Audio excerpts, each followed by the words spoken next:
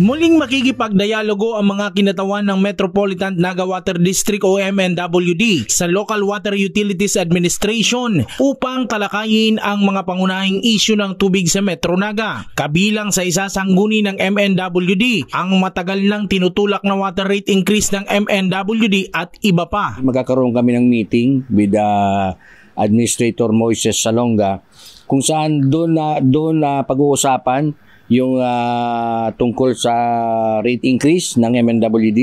Hindi lang yun, kundi yung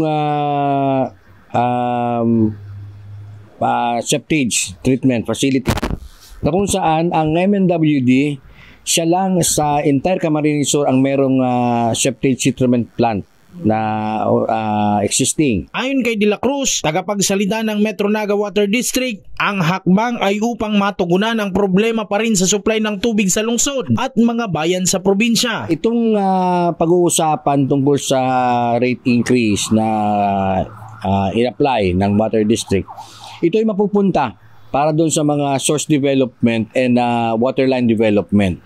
So, isa yan sa mga pag-uusapan namin sa August 13 na ni Administrator Moises Salonga. Nagpaalala sa MNWD General Manager Florencio Mungoso sa Camarines Sur Water District Association o KAWADA sa pagpapatupad ng RA 9275 o Philippine Clean Water Act, batas na nag-uutos na magtatag ng programa sa pamamahala ng septage. Handa din umanong tumulong sa ibang water district ang MNWD dahil sa ngayon tanging sila ang may septage treatment facility sa probinsya. Jan Amador, CSN.